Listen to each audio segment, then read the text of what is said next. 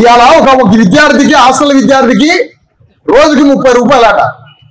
రోజుకు 30 రూపాయలు ఇస్తే ఆ హాస్టల్ పోరగాడు అన్నం తింటాడా? హాస్టల్ పిల్లగాడు అన్నం తింటాడా? అంటే కాంగ్రెస్ ప్రభుత్వం రోజుకి 30 రూపాయలు ఇచ్చినందుక కాంగ్రెస్ పార్టీకి ఓటేయాలి. కాంగ్రెస్ పార్టీ విద్యార్థికి 30 రూపాయలు ఇచ్చినందుక, ఒక్కళ్ళకి ఉద్యోగాలు లేనందుక కాంగ్రెస్ పార్టీకి ఓటేయాల్సింది. ఏ కాంగ్రెస్ ప్రభుత్వం నుంచి ఈ పట్టభద్రులకి విద్యావంతుల లోకానికి ఏమి హామీ దొరికిందని మనం ఇప్పుడు కాంగ్రెస్ పార్టీకి ఓటేయాలి? కొన్నాళ్ళు టీఆర్ఎస్ నమ్మితి, కొన్నాళ్ళు బీజేపీ అంటివి, కొన్నాళ్ళు ఇవాళ కాంగ్రెస్ అంటే మనం కాంగ్రెస్ పార్టీ నుంచి ఏమి హామీ ఉందని, ఏ నమ్మకం ఉందని కాంగ్రెస్ పార్టీకి ఓటేయాలి? అందుకని చదువుకున్న పట్టభద్రులు ఏం ఆలోచించాలి? నీ బీసీ ఎస్సీ ఎస్టీ రాజ్యం, నీ బీసీ ఎస్సీ ఎస్టీల తరఫున మాట్లాడే అభ్యర్థిని నువ్వు కౌన్సిల్లోకి పంపిస్తే నీ దుఃఖానికి నీ సమస్యలకి పరిష్కారం దొరికింది తప్ప, అగ్రవర్ణ పార్టీల అభ్యర్థుల్ని పంపిస్తే మనల్ని బలిపీఠం ఎక్కేయడం తప్ప, మన బ్రతుకుని నాశనం చేయడం తప్ప అణగారిన వర్గాల జీవితం మారదు అని మీ అందరికీ తెలియజేస్తున్నాను ఈ సందర్భంగా. అందుకనే ఈ రోజు నేను కోరేది ఏంటంటే, మన అభ్యర్థిని బీసీ ఎస్సీ ఎస్టీల అభ్యర్థిని పంపిద్దాం, మన ధర్మ సమాజ్ పార్టీ అభ్యర్థిని కౌన్సిల్లోకి పంపిద్దాం. దానికోసం ఎన్నికల్లో ఈ రోజు నిలబడి మనకి ఆ బ్యాలెట్ షీట్ మీద 11వ నెంబరు, ఆ 11వ నెంబర్ మీద చదువుకున్న పట్టభద్రుడు 11వ నెంబర్ మీద మన ఓటుని మొదటి ప్రాధాన్యత ఓటుగా, ఒకటే ఓటు మన మొదటి ప్రాధాన్యత ఓటుగా వేయాలి. అది పట్టభద్రుడు తీసుకోవాల్సినటువంటి నిర్ణయం. నువ్వు కాంగ్రెస్ పార్టీకి ఓటేసినావు అనుకో, నీకు భూమి లేకుండా చేసినోడిని, మీ అయ్యను కొట్టినోడిని, మీ తాతను చంపినోడిని, నీ ఊర్లో భూమి లేకుండా చేసినోడిని, 70 ఏళ్ల నిరుద్యోగానికి, 70 ఏళ్ల పేదరికానికి, 70 సంవత్సరాల ఈ దేశం దోపిడీ కావడానికి కారకులైన కాంగ్రెస్ పార్టీకి ఓటేసినవంటే నీ కొంపకి నువ్వు నిప్పు పెట్టుకున్నట్టే, నీ ఇల్లుకి నువ్వు గుడిసెకి నిప్పు పెట్టుకున్నట్టే. టీఆర్ఎస్ ఏంటో చూసినాం, బీజేపీ ఏంటో చూసినాం. మన బ్రతుకుల్ని ఈ 3 పార్టీలు రాజ్యాంగం మారుస్తుందట, రాజ్యాంగాన్ని ఈ 3 పార్టీలు మారుస్తాయట. ఈరోజు బీజేపీ పార్టీ సిద్ధాంతం రాజ్యాంగాన్ని మార్చడం, బీజేపీ పార్టీ యొక్క సిద్ధాంతం రాజ్యాంగాన్ని మార్చడం, అది సనాతన ధర్మం. ఆ పార్టీ బీజేపీ పార్టీకి పునాది ఆర్ఎస్ఎస్, ఆ ఆర్ఎస్ఎస్ పునాది యొక్క అర్థం సనాతన ధర్మం. ఆర్ఎస్ఎస్ అజెండా రాజ్యాంగాన్ని మార్చడమే, ఆర్ఎస్ఎస్ అజెండా రాజ్యాంగాన్ని మార్చడమే.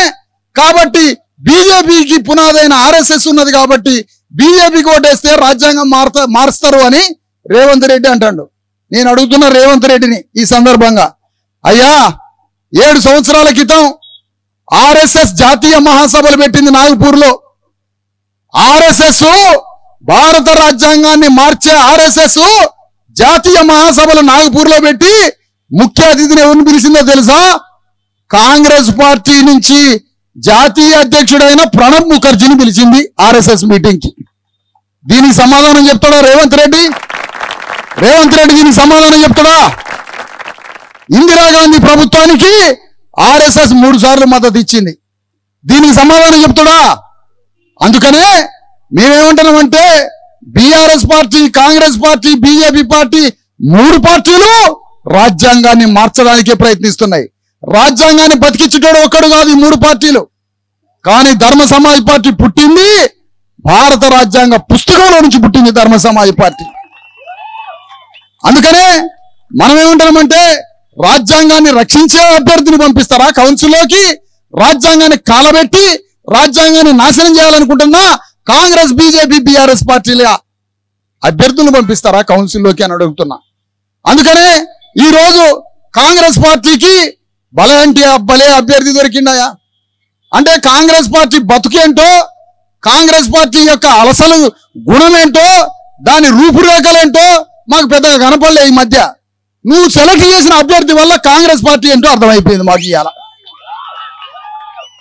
అంటే కాంగ్రెస్ పార్టీ తన అభ్యర్థి ద్వారా తన పార్టీ బతుకుని బజార్లు వేసుకున్నది. ఇగో మా పార్టీ అంటే ఇట్లుంటది, మా పార్టీ అభ్యర్థులు అంటే ఇగో ఇట్లుంటారు అని ఇవాళ కాంగ్రెస్ పార్టీ బతుకుని బయటేసుకున్నది ఈరోజు. అందుకనే కాంగ్రెస్ పార్టీ అభ్యర్థికి ఓటేస్తే ఒక డిగ్రీ చదువుకున్న మంగళూరుల పిల్లగాడికి ఏ విధంగా న్యాయం జరిగింది? 10,000 మంది మంగళోళ్ళు డిగ్రీ చదువుకున్నటువంటి పట్టభద్రులు ఉన్నారు. 10,000 మంది చాకలోళ్ళు డిగ్రీ చదువుకున్న పట్టభద్రులు ఉన్నారు. 40,000 మంది డిగ్రీ చదువుకున్న పట్టభద్రులు ముదిరాజులు ఉన్నారు. 50,000 మంది యాదవులు డిగ్రీ చదువుకున్న పట్టభద్రులు ఉన్నారు. 50,000 పైన డిగ్రీ చదువుకున్న గౌన్లోళ్ళు ఉన్నారు. 60,000 70,000 పైన 1,00,000 మంది డిగ్రీ చదువుకున్న మాలామాదిగలు ఉన్నారు. మరి ఇన్ని వేల మంది డిగ్రీ చదువుకున్న వాళ్ళ యొక్క అభ్యర్థి అసెంబ్లీలోకి ఈ రెడ్లంతా కలిసి ఈ అభ్యర్థిని ఎన్నిక చేసి కౌన్సిల్లోకి పంపిస్తే రెడ్ల ప్రయోజనాల కోసం పనిచేస్తాడు ఆయన. 1,00,000 మంది బీసీ ఎస్సీ ఎస్టీలు డిగ్రీ చదువుకొని పొట్ట చేత పట్టుకొని హైదరాబాద్ లో కూలీ నాలి పనిచేసుకొని అపార్ట్మెంట్లలో పనిచేసుకుంటూ రోజు ఆటో తోలుకుంటూ డిగ్రీ చదివిన బీసీ ఎస్సీ ఎస్టీల యొక్క పోరాటంతో నిరుద్యోగులైపోయి 5 లక్షల మంది పైన ఉన్నారే. 5 లక్షల మంది ఉన్నటువంటి నిరుద్యోగులైనటువంటి బీసీ ఎస్సీ ఎస్టీ పట్టభద్రులకి కాంగ్రెస్ పార్టీ ఏ విధంగా న్యాయం చేస్తుందని ఈ వేదిక నుంచి అడుగుతున్నా. ఎట్లా చేస్తావు నువ్వు న్యాయం? ఏ విధంగా చేస్తావు నువ్వు న్యాయం? ఇన్ని లక్షల మంది బీసీ ఎస్సీ ఎస్టీ పట్టభద్రులకి ఏ విధంగా న్యాయం జరిగింది? న్యాయం ఎక్కడ జరిగింది? మన రాజ్యం వస్తే న్యాయం జరిగింది. నీ రెడ్డి రాజ్యంలో ఎట్లా న్యాయం జరిగింది? ఇప్పుడు సూర్యాపేటలో ఒక దామోదర్ రెడ్డి ఉన్నాడు. ఆయన ఇప్పుడు ఈ తీన్మార్ మల్లారెడ్డిని గెలిపియాల అంటే ఇప్పుడు దామోదర్ రెడ్డి అనే వ్యక్తి ఇక్కడ ఉన్నటువంటి కాంగ్రెస్ పార్టీ రెడ్డి, నల్గొండలో ఉన్న ఒక రెడ్డి, ఖమ్మంలో ఉన్న ఒక రెడ్డి, వరంగల్లో ఉన్న పెద్ద రెడ్లు, ఈ 3 జిల్లాల్లో ఉన్నటువంటి వేల వందల ఎకరాలు ఉన్నటువంటి రెడ్డి భూస్వాములంతా కలిసి కౌన్సిల్లోకి ఈ తీన్మార్ మల్లారెడ్డిని పంపిస్తే 4 లక్షల మంది బీసీ ఎస్సీ ఎస్టీ పట్టభద్రుల బతుకు మారుస్తాడా? అంటే మనకు తెలియదా ఈ రెడ్ల రాజకీయం? గ్రామాలలో మీరు ఏం చేసిండ్రు ఈ 70 ఏళ్ళ నుంచి మాకు తెలియదా? కాంగ్రెస్ రెడ్లు ఏం చేసిండ్రు? నల్గొండ జిల్లాలో ఒక రెడ్డి, ఒక మాదిగా అయినో మాల అయినో ఒక బీసీ అయినో కొడితే మనం పోయి కేసు పెడితే పోలీస్ స్టేషన్లో మనల్ని కొట్టిర్రు కదా. మళ్ళా ఈ కాంగ్రెస్ రెడ్లు మనల్ని కొడితే మనం పోయి పోలీస్ స్టేషన్లో కేసు పెడితే మళ్ళా పోలీస్ స్టేషన్ తీసుకుపోయి ఆ డిటిడిసి ఏదో ట్రైనింగ్ సెంటర్ లో మళ్ళీ ఈ మాల మాదిగోళ్ళనే కొట్టిర్రు కదా. మరి ఇప్పుడు ఎవరికి ఓటేస్తావు నువ్వు? ఎవరు కోటేయాలి ఇప్పుడు? కాంగ్రెస్ పార్టీ జానారెడ్డి సమర్థిస్తున్నా మల్లారెడ్డి కోటేస్తావా?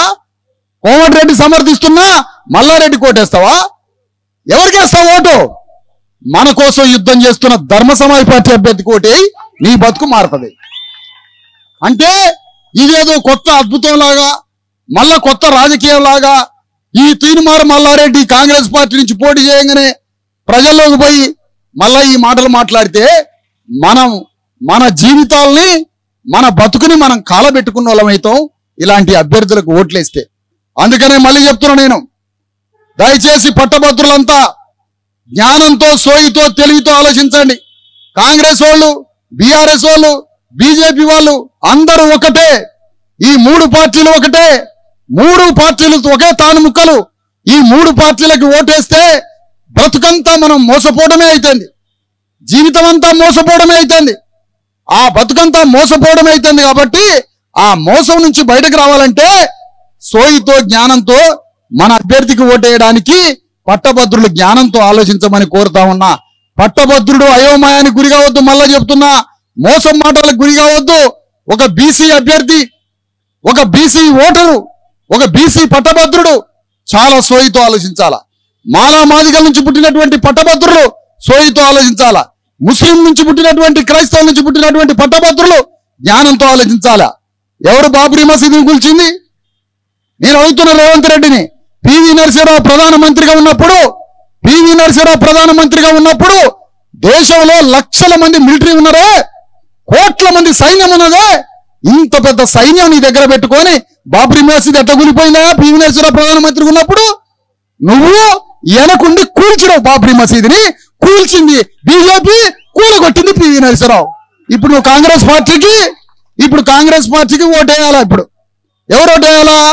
ముస్లిం అభ్యర్థి ఓటేయాలి. ముస్లిం డిగ్రీ చదువుకున్న ఆయన ఇప్పుడు కాంగ్రెస్ పార్టీకి ఓటేయాలా? అంటే పివి నరసింహరావు గారు ఉన్నప్పుడు మాకు బాబ్రీ మసీదు కూలగొట్టినందుకు ఇప్పుడు డిగ్రీ చదువుకున్న ముస్లిం ఆయన కాంగ్రెస్ పార్టీకి ఓటేయాల. కాంగ్రెస్ పార్టీ జాతీయ అధ్యక్షుడైన ప్రణబ్ ముఖర్జీ ఆర్ఎస్ఎస్ మీటింగ్కి పోయినందుకు ఇప్పుడు ముస్లిం అభ్యర్థి కాంగ్రెస్కు ఓటేయాలన్నమాట. ఇందిరాగాంధీ ప్రభుత్వానికి ఆర్ఎస్ఎస్ మద్దతు పలికినందుకు ఇప్పుడు ముస్లిం అభ్యర్థి ఓటేయాలన్నమాట. జన్నారెడ్డి జనార్దన్ రెడ్డి, విష్ణూరు రామచంద్రారెడ్డి వాళ్ళ మీద యుద్ధం చేసిన చాకలి ఐలమ్మ, ప్రతి చాకలి కులాన్ని గ్రామాలలో రెడ్డి భూస్వాములు అణిచివేశారే. ప్రతి గ్రామంలో రెడ్లంతా మంగళోళ్ళని, చాకలోళ్ళని, మాలోళ్ళని, మాదిగోళ్ళని, పద్మశాలీలని, గౌళ్ళని, ముదిరాజుల్ని, యాదవుల్ని, సమస్త అణగారిన కులాల్ని గ్రామాల్లో ఉన్నటువంటి కాంగ్రెస్ రెడ్డి భూస్వాములు వాళ్ళ పాదాల కింద పెట్టి మనందరినీ నలగొట్టి మన రక్తం తాగి మన ఊపిరి తీసి మనల్ని చంపిర్రే. ఇప్పుడు కాంగ్రెస్ పార్టీకి ఓటేస్తావాను? ఓ పట్టభద్రుడా, ఓ డిగ్రీ చదువుకున్న చాకలి కులంలో పుట్టిన పట్టభద్రుడా, యాదవ కులంలో పుట్టిన పట్టభద్రుడా, మాదిగ కులంలో పట్టభద్రుడా, నీ తండ్రిని, నీ తాతల్ని, నీ ముత్తాతల్ని నల్గొండ జిల్లాలో రెడ్డి భూస్వాములు వెలమదొరలు తమ పాదాల కింద పెట్టి నలిపి చంపారు కదా ఈ కాంగ్రెస్ పార్టీ. పట్టభద్రుడైనటువంటి ఇప్పుడు నువ్వు కాంగ్రెస్ పార్టీకి ఓటేసి నీ తాతని మళ్ళీ నువ్వే చంపుతావు అన్నమాట. నీ తాత ఆత్మని నువ్వే చంపుతావు అన్నమాట. ఒక్కసారి గుర్తు తెచ్చుకోండి. గ్రామాలలో ఏం జరిగింది? జానారెడ్డి ఒక రెడ్డి భూస్వామి, కాంగ్రెస్ పార్టీకి ఏలుతున్నటువంటి ఒక దొర, ముఖ్యమంత్రితో సమానమైన వ్యక్తి. కోమటిరెడ్డి వెంకటరెడ్డి, రేవంత్ రెడ్డి చెప్పిండు, నా తర్వాత మళ్ళా ఒక రెడ్డి, ఇగో ఈయనేం చెప్పిండు. మనం కాదట, ఏనేనట, మనం కాదు, మనం ఓట్లేసేటోళ్ళం, ఆయన తర్వాత ఈయన ముఖ్యమంత్రి. మీరంతా గ్రామాలలో మమ్మల్ని అణిచివేయలేదా? మమ్మల్ని అంతా అణిచివేయలేదా?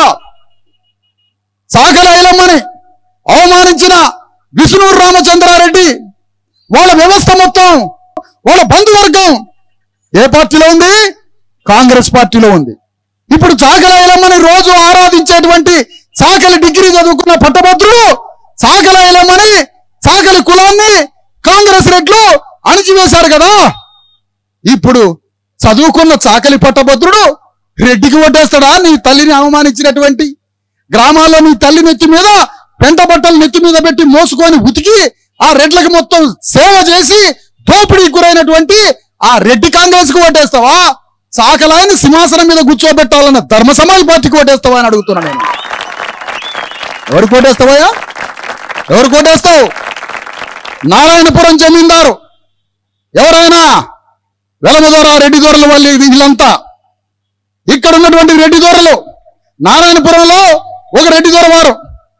ఈ రెడ్డి దొరవారులు గ్రామాలలో ట్యాక్స్ కట్టకపోతే ప్రతి గౌళ్ళని చెట్టు కట్టేసి కొట్టారు. ఈ కాంగ్రెస్ రెడ్లే చెట్లకు కట్టేసి కొట్టారు గౌళ్ళని చంపిర్రు ట్యాక్స్ కట్టలేదని. ఆ రెడ్లంతా ఏ పార్టీ? కాంగ్రెస్ పార్టీ. మీ తాతని చెట్టుకి ట్యాక్స్ కట్టలేదని ఆయన రక్తాన్ని చిందించి చెమటని చిందించి కళ్ళుగా మారుస్తున్నాడు. అలాంటి కళ్ళుగా మార్చేటువంటి గౌడ కార్మికుణ్ణి ట్యాక్స్ కట్టకపోతే కొట్టి చంపిర్రు ఈ కాంగ్రెస్ వాళ్ళు. ఇప్పుడు చదువుకున్న ఈ డిగ్రీ పట్టభద్రుడైన గౌడైన నీ తాతల్ని కొట్టి చంపిన కాంగ్రెస్ పార్టీకి ఓటేస్తావా? నువ్వు గౌన్లాయన్ని సింహాసనం మీద కూర్చోబెట్టాలని సర్దార్ సర్వాయి పాపన్న గౌడ్ సిద్ధాంతాన్ని మోసుకుంటున్న ధర్మ సమాజ్ పార్టీకి ఓటేస్తావా అని అడుగుతున్నా. ఎవరికి ఓటేస్తావు? మంగళోళ్ళని దోచుకోలేదా కాంగ్రెస్ పార్టీ వాళ్ళు? గ్రామాలలో అన్ని మర్చిపోతారు అన్నమాట. మనకి తాగుడు అలవాటు చేయించి, మాసం అలవాటు చేయించి, రోజు మందు పోసి మాయమాటలు చెప్పేసరికి కాంగ్రెస్ పార్టీ మోసం మర్చిపోతాం. తెలంగాణ ఉద్యమం అంటే దొరలని మోసాలను మర్చిపోతాం. ఇంకోటంటే మొత్తం మర్చిపోతాం. ఏది మర్చిపోవద్దు. మీకు సంగతులన్నీ గుర్తు చేయడానికే నేను తిరుగుతున్నా. గ్రామం మోసాలన్నీ గుర్తు చేయడానికే తిరుగుతున్నా. అందుకనే ఓ పట్టభద్రుడా, ఓ బీసీ పట్టభద్రుడా, మన తాతల్ని ముత్తాతల్ని వేల సంవత్సరాలుగా అణిచివేసి మనకి భూమి లేకుండా, చదువు లేకుండా, రాజకీయం లేకుండా, జ్ఞానం లేకుండా గ్రామాలలో మనందరినీ నిరంతరం దోపిడీ చేసినటువంటి, మనల్ని బలి తీసుకున్నటువంటి, మనల్ని వెట్టి చాకిరీ చేసినటువంటి దొరలంతా నిర్మించుకున్నదే కాంగ్రెస్ పార్టీ. ఆ దొరల కాడు కట్టుకున్న ఒక దుర్గమే కాంగ్రెస్ పార్టీ. ఈ రోజు కాంగ్రెస్ పార్టీ రెడ్ల సంస్థానం. ఇవాళ కాంగ్రెస్ పార్టీకి ఓటేస్తావాను అడుగుతున్నాను నేను. నువ్వు కాంగ్రెస్ పార్టీకి ఓటేస్తానంటే నీ తాతని ముత్తాతని నువ్వు మళ్ళీ చంపినోడు అవుతావు. అందుకనే ఏ విధంగా చేస్తావు కాంగ్రెస్ పార్టీకి ఓటు? ఇవాళ అభ్యర్థిని పంపిస్తావు, కాంగ్రెస్ అభ్యర్థిని. ఏం హామీ వచ్చిందో నీకు కాంగ్రెస్ పార్టీ నుంచి? ఏం హామీ వచ్చింది? కాంగ్రెస్ పార్టీ ఇప్పుడు అధికారంలో ఉన్న కాంగ్రెస్ పార్టీ ఈ లక్షల మంది పట్టభద్రులకు ఏమిస్తుందని? మరి ఎవరికి వేయాలి సార్ ఓటు? మరి ధర్మ సమాజ్ పార్టీ అంటే మరి మొన్ననే వచ్చింది కదా, నిన్ననే వచ్చింది కంటే నువ్వు ధర్మ సమాజ్ పార్టీకి ఓటేస్తావా, నువ్వు కాంగ్రెస్ పార్టీకి ఓటేస్తావా? జరిగిన దోపిడీని ఒక తూకంలో వేసుకొని చూసుకో. ఎవడేం దోపిడీ చేసిండు? ధర్మ సమాజ్ పార్టీ రాజ్యాంగం కోసం ఏ విధంగా యుద్ధం చేస్తుంది, నువ్వు అది మాట్లాడు. అందుకనే ఈ రోజు గ్రామాలలో పట్టభద్రులందరికీ నేను ఒకటే మాట చెప్తున్నా, అయ్యా మీరు ఇన్ని కష్టాలు పడి పట్టభద్రులు కావడానికి నువ్వు గ్రామంలో మీ తాతల్ని తండ్రుల దగ్గరికి పోయి ఎవరు మనల్ని గ్రామాల్లో దోపిడీ చేసిర్రో ఆ దొరలు ఏ రాజకీయ పార్టీయో వాళ్ళ మనవాళ్ళు ఇప్పుడు ఏ పార్టీలో ఉన్నారో మొత్తం లెక్క తెలుసుకో. మొట్టమొదటి తెలంగాణ గడ్డ మీద బీసీ ఎస్సీ ఎస్టీ ప్రజల్ని అణిచివేసిన మొదటి నిందితుల పార్టీ కాంగ్రెస్ పార్టీ అని ఈ సందర్భంగా తెలుస్తున్నాం. కాంగ్రెస్ పార్టీ బీసీ ఎస్సీ ఎస్టీల నెత్తురు దాగింది తెలంగాణ గడ్డ మీద కాదా? జాతీయ ఉద్యమం అనగానే మేము మర్చిపోతామా? హిందుత్వ ఉద్యమం అనగానే బీజేపీ దాడులను మర్చిపోతామా? తెలంగాణ ఉద్యమం అనగానే బీఆర్ఎస్ చేసిన దాడులన్నీ మర్చిపోదామా? ఏం సోయితో ఆలోచిస్తున్నావు పట్టభద్రుడా? కాంగ్రెస్ పార్టీకి ఓటేస్తావా? అందుకని నేను అంటున్నా, కాంగ్రెస్ పార్టీకి ఓటేసే పట్టభద్రులంతా మీ తాతల ముత్తాతల యొక్క చరిత్రను తెలుసుకొని మనకి ఈ విధంగా ఈ రోజు ప్రభుత్వంతో సహా వేల సంవత్సరాలుగా దోపిడీ చేసిన దొరలంతా నిర్మించుకున్నదే కాంగ్రెస్ పార్టీ. వాళ్ళ మనవాళ్ళు మునిమన వల్లే ఇవాళ కాంగ్రెస్ పార్టీకి నాయకత్వం వహిస్తున్నారు. ఆ కాంగ్రెస్ పార్టీకి నాయకత్వం వహిస్తున్నటువంటి ఆ పార్టీయే మనల్ని ఈ స్థితికి తీసుకొచ్చింది. కాబట్టి పొరపాటున కాంగ్రెస్ పార్టీకి, బీఆర్ఎస్ కి, బీజేపీకి ఓటేయకుండా ధర్మ సమాజ్ పార్టీకి ఓటేయండి. ఆ అభ్యర్థిని మీరు గెలిపించాలని కోరుతా ఉన్నాను నేను ఈ సందర్భంగా. అందుకని ఈరోజు పార్టీ పోటీ చేస్తుంది ధర్మ సమాజ్ పార్టీ. ఒక్క పైసా లేదు మా దగ్గర, ఎన్నికల్లో పోటీ చేస్తున్నాం. అందుకనే యుద్ధం చేయడానికి మనిషికి కావాల్సింది రోషం, పైసలు కాదు. రోషం పుట్టగా కావాలా. రోషం ఉన్నోడు కొట్లాడతాడు. రోషం ఉన్నది మా దగ్గర. రోషం ఉన్నది అంటున్నా, ఆత్మగౌరవం ఉన్నది. రోషం ఆత్మగౌరవం ఉన్నది కాబట్టే నిలబడ్డం నిటారుగా నిలబడి యుద్ధం చేస్తున్నాం. ఒక మాదిగా అయినావో బీజేపీ పార్టీకి పోతాడు. బీసీ ఎస్సీ ఎస్టీలు మాదిగోళ్ళని మోడీ కోట్లు ఏమంటాడు ఒక మాదిగా ఆయన. బీసీ ఎస్సీ ఎస్టీ బహుజనవాదం అని ఒక ఆయన బీఆర్ఎస్ కి ఓటేయమంటాడు. ఇంకోడు బీసీ ఎస్సీ ఎస్టీ వాదం అని కాంగ్రెస్ పార్టీకి ఓటేయమంటాడు. నేను అంటున్నాయా, ఏమయ్యా మీ యుద్ధాన్ని ఎందుకు విరమించిండ్రయ్యా? మీ పోరాటాన్ని ఎందుకు విరమించిండ్రయ్యా? కడుపుల ఆకలైతే తిండి కోసం పోయారా? డబ్బు కోసం పోయారా? అధికారం కోసం పోయినరా? దేనికోసం పోయినరా? రోష పుటక, యుద్ధము, వీరత్వము, అంబేద్కర్ సిద్ధాంతము, మహనీయుల పోరాటము, నీ తాతలకి, తండ్రులకి, ముత్తాతలకి, నీ బంధువులకి, చుట్టాలకి జరిగినటువంటి దాడులు గుర్తొస్తే నువ్వు ఏ విధంగా పోయినావు? ఆ అగ్రవర్ణ పార్టీలకి నీ తాతల్ని, తండ్రుల్ని చంపి హత్య చేసి భూస్థాపితం చేసి నీ ప్రాణమానాలు తీసి అంబేద్కర్ని అవమానించి పార్లమెంటులో దేశంలో అంబేద్కర్ని అవమానించి రాజ్యాంగాన్ని అవమానించిన పార్టీలోకి, 3 పార్టీలోకి ఎందుకు పోయినరా మీరు? ఏం పోకపోతే వచ్చింది ఏంటి?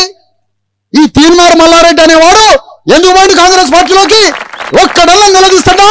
సమాజంలో ఒక్కడల్లా గల్లాబట్టి అడుగుతున్నాడా? నీ యుద్ధం మీద, నీ పోరాటం మీద, నీ ప్రశ్నించే దుకాణం మీద కాంగ్రెస్ పార్టీని ఎందుకు అడగట్లేరు?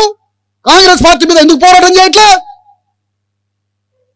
ఈరోజు బక్క చిక్కిన మనుషులెమ్మటి 4 రోజులు తిరిగి, తిండి లేని మనుషులెమ్మటికి 4 రోజులు వాళ్ళ గురించి మాట్లాడి ఏ బీసీ ఎస్సీ ఎస్టీలని మోసం చేసిండ్రో అదే రెడ్లు, అదే భూస్వాముల పక్షాన చేరి తిరుగుతావు నువ్వు వాళ్ళ ఎమ్మడబడి. ఎంత మోసం, ఎంత మోసం, ఎంత మోసం! ఇదే ఆ మోసం? ఇంత బహిరంగ దోపిడియా? బక్క చిక్కిన బీసీ ఎస్సీ ఎస్టీల ప్రజల తరఫునని మాట్లాడి 4 ఓట్లు తెచ్చుకొని ఆ 4 ఓట్లని మళ్ళీ మార్కెట్ చేసి బీజేపీలోకి పోయి, ఆ నుంచి కాంగ్రెస్లోకి పోయి, కాంగ్రెస్ పార్టీ నుంచి నువ్వు కౌన్సిల్లోకి పోయి ఏం చేస్తావు? పట్టభద్రులకి ఏం చేస్తావంటన్నా? పుట్టుకున్న నువ్వు పట్టభద్రుల తరఫున గెలిచి నువ్వు ఏం చేయలేదనుకో క్లాక్ టవర్ కడ కట్టేసి చెప్పు తీసుకొని పళ్ళు రాలగొడతాం అంటదా ఈయనే కట్టేస్తాం. నిన్ను ఇప్పుడు ఏమను, నీకు అధికారంలోకి వచ్చినాక నువ్వు పుట్టుకొని ఏదైనా గెలిచినా లేకపోతే నువ్వు గెలవకపోయినా నువ్వు ఏం మాటలు చెప్పినావు పట్టభద్రులకి, ఏం మాయ మాటలు చెప్పినావు, ఈడ కట్టేసి పళ్ళు రాలగొట్టినట్టు కొడతాను నేను.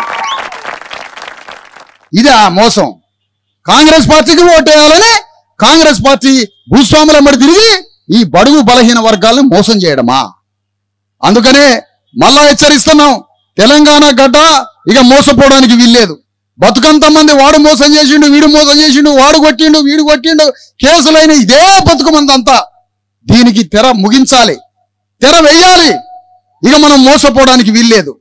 మనం కూడా యుద్ధ రంగంలో దిగి ఈ భూస్వాములైనటువంటి రెడ్డి వెలమ కమ్మదొరల భూస్వాముల మీద యుద్ధం చేసి మనం కూడా రాజ్యంలోకి వచ్చినప్పుడు మాత్రమే తెలంగాణలో ఉన్న భూమిని పంచుకోగలం, తెలంగాణలో ఉద్యోగ సంపదను పంచుకోగలం, తెలంగాణలో ఉన్నటువంటి సమస్త సంపదని మన ప్రజలకు పంచుకునే అవకాశం మన రాజ్యంలోకి వచ్చినప్పుడు తప్ప కాంగ్రెస్ పార్టీకి ఓటేస్తే కాదయ్యా బాబు.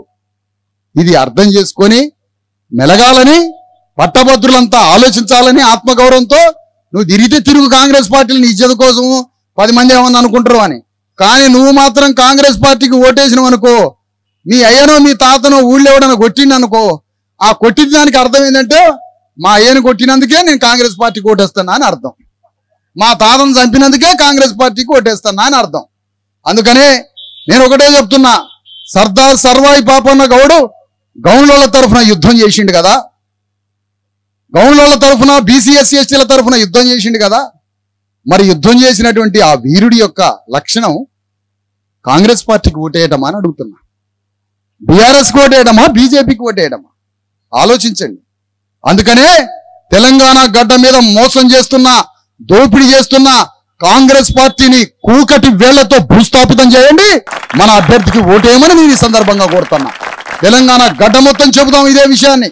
ఎవరు మనల్ని మోసం చేసిండ్రో, ఎవరు దోపిడీ చేసిండ్రో మాట్లాడదాం గ్రామాలల్లో. ఆ రకంగా చైతన్యంతో ఉండి మన అభ్యర్థికి ఓటేయాలని కోరుతూ, మీరంతా పట్టభద్రులు, ఇందులో పట్టభద్రులు కొందరు లేకపోయినా ప్రతి పట్టభద్రుడి దగ్గరకు పోయి మనం చెప్పాల్సిన బాధ్యత ఉన్నది. ఎందుకంటే పట్టభద్రుడికి పట్టభద్రుడు కానోడు చెప్పే పరిస్థితి వచ్చింది ఇవాళ. ఎందుకంటే పట్టభద్రులు కూడా చాలా మంది కాంగ్రెస్ పార్టీకి ఇవాళ రేపు ఉద్యోగులంతా కాంగ్రెస్ పార్టీకి ఓటేయాలని భయపడుతున్నారు. ఉద్యోగులంగా సార్ మేము ఎందుకయ్యా, ఎందుకు ఉద్యోగులు? ఇలా కాంగ్రెస్ పార్టీ ప్రభుత్వం ఉద్యోగులు, నీకు ఉద్యోగం ఇచ్చిందేమో అంబేద్కర్ను అవమానించిన కాంగ్రెస్ పార్టీకి ఓటేస్తావా నువ్వు? బీసీ ఎస్సీ ఎస్టీకి ఉద్యోగాలు ఇచ్చింది ఎవరు? భారత రాజ్యాంగం వల్ల నువ్వు చదువుకున్నావు, భారత రాజ్యాంగం వల్ల నీకు ఉద్యోగం వచ్చింది. ఈనాట కాంగ్రెస్ పార్టీకి ఓటేస్తాడట. రాజ్యాంగాన్ని అవమానించి, అంబేద్కర్ని అవమానించి, కాంగ్రెస్ పార్టీ అంబేద్కర్ని ఓడగొట్టి, కాంగ్రెస్ పార్టీ అంబేద్కర్ని రాజ్యాంగం రాయనీయకుండా అడ్డుపడి, అంబేద్కర్కి బతికి ఉన్నంత కాలం కాళ్ళలో కట్టబెట్టిన కాంగ్రెస్ పార్టీ కట, అమ్మో ఇది ప్రభుత్వం మాది కదా, ప్రభుత్వం దగ్గర పనిచేస్తున్నా కదా అని ఉద్యోగస్తుడు ఓటేస్తాడట కాంగ్రెస్ పార్టీకి. నీ అంత మోసగాడు ఎవరైనా ఉండా ఉద్యోగస్తుడు కాంగ్రెస్ పార్టీకి ఓటేస్తే? తిండి పెట్టి అన్నం పెట్టిన రాజ్యాంగం రాసిన అంబేద్కర్ సిద్ధాంతాన్ని మోస్తున్న ధర్మ సమాజ్ పార్టీ అభ్యర్థికి ఓటేస్తావా, అంబేద్కర్ని కాలబెట్టిన కాంగ్రెస్ పార్టీకి ఓటేస్తావా అని నేను అడుగుతున్నా ఈ సందర్భంగా. అందుకనే చదువుకున్న విద్యావంతులు పట్టభద్రులంతా మన ధర్మ సమాజ్ పార్టీ అభ్యర్థి 11వ నెంబర్ మీద ఓటేయండి, మన ఆత్మగౌరవ జెండాని రెపరెపలాడియండి తెలంగాణ గడ్డ మీద.